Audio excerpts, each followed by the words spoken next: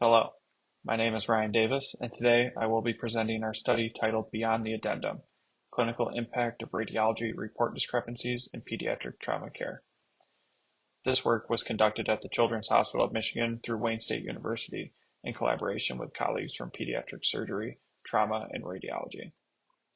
In this study, we aim to better understand how often radiology interpretation discrepancies occur in pediatric trauma imaging and whether those discrepancies meaningfully affect patient care.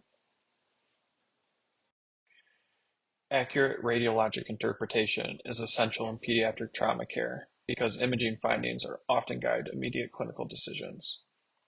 In academic centers, many studies are initially interpreted by radiology trainees, and those preliminary reads are later finalized by attending radiologists.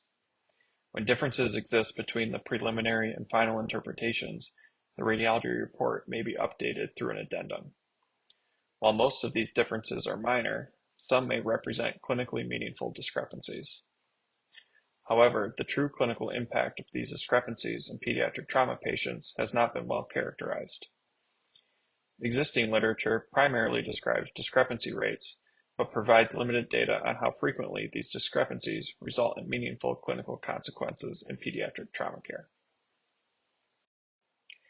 Our primary objective was to evaluate the frequency, severity, and clinical impact of radiologic discrepancies in pediatric trauma imaging.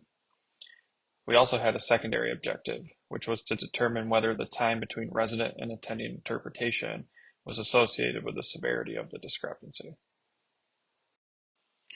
We hypothesized that while radiologic discrepancies would occur relatively frequently, most would be minor and rarely result in meaningful changes in patient management. This study was designed as a retrospective chart review conducted at the Children's Hospital of Michigan, which is a Level 1 pediatric trauma center. We included trauma encounters between January of 2022 and December of 2023. Our study population consisted of pediatric trauma patients under the age of 18 who underwent imaging as part of their trauma evaluation. A retrospective design allowed evaluation of a large cohort of trauma encounters to better characterize discrepancy patterns in real-world clinical practice. Data were obtained from the Institutional Trauma Registry, electronic medical record, and the Radiology Information System.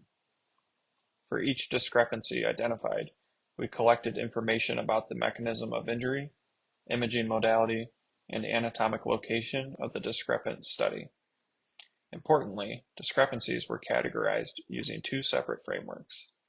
The first was radiologic severity, which classified discrepancies into three tiers, ranging from minor interpretive differences to major findings likely to affect clinical care. The second was clinical impact, which assessed whether the discrepancy actually influenced patient management. Finally, we measured the resident to attending interpretation delay, defined as the time between the preliminary resident interpretation and the final attending report. Clinical impact categories included no change in management, possible management change, definitive management change, delay in care, or morbidity related to the discrepancy. Continuous variables were summarized using descriptive statistics, and categorical outcomes were compared using chi-square or Fisher's exact testing as appropriate. Statistical significance was defined as a p-value less than 0.05. During the study period, there were 2,352 trauma encounters. Of these, 1,682 patients underwent imaging, representing about 71% of trauma evaluations. Among those imaged patients, 485 radiologic discrepancies were identified, corresponding to approximately 29% of imaged encounters. The most common mechanisms of injury associated with discrepant studies were falls and motor vehicle collisions, which together accounted for the majority of cases. In terms of imaging modality, radiographs accounted for the largest proportion of discrepant studies, followed by CT scans. The most frequently involved anatomic regions were the upper extremity and the head and neck, where subtle fractures or injuries may be more easily overlooked. Nearly half of discrepancies were Tier 1, representing minor interpretive differences. About 44% were Tier 2, which were moderate discrepancies with potential clinical relevance. Only 8% were Tier 3, which represent major discrepancies. When we examined clinical impact, we found that most discrepancies did not change patient management. Approximately 75% resulted in no change in care, while about 10% resulted in definitive management change.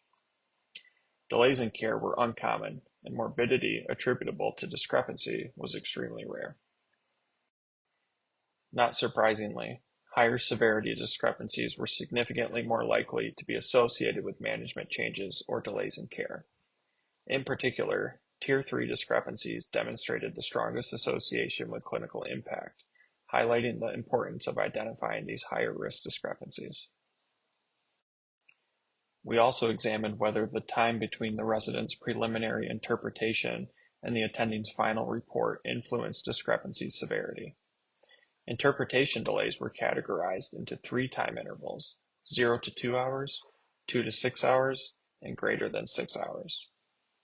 Interestingly, we did not find a significant association between interpretation delay and discrepancy severity, suggesting that timing alone was not a major driver for clinically significant discrepancies in our cohort.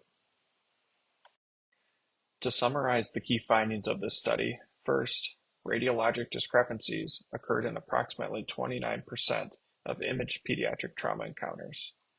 Second, the majority of discrepancies were minor or moderate in severity. Third, about 10% resulted in a definite change in clinical management. And finally, resident to attending interpretation delay was not associated with discrepancy severity. This study has several limitations. It was a retrospective single institution analysis, which may limit generalizability. Additionally, discrepancies were identified through report addenda, meaning minor interpretive differences that were not formally documented may not have been captured.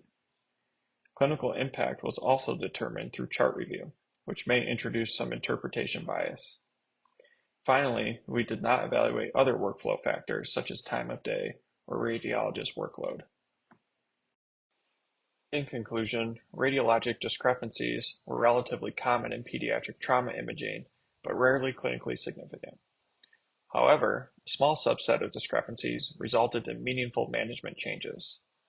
These findings support the importance of structured discrepancy surveillance, clear communication systems, and ongoing quality improvement efforts to improve diagnostic reliability and patient safety in pediatric trauma care.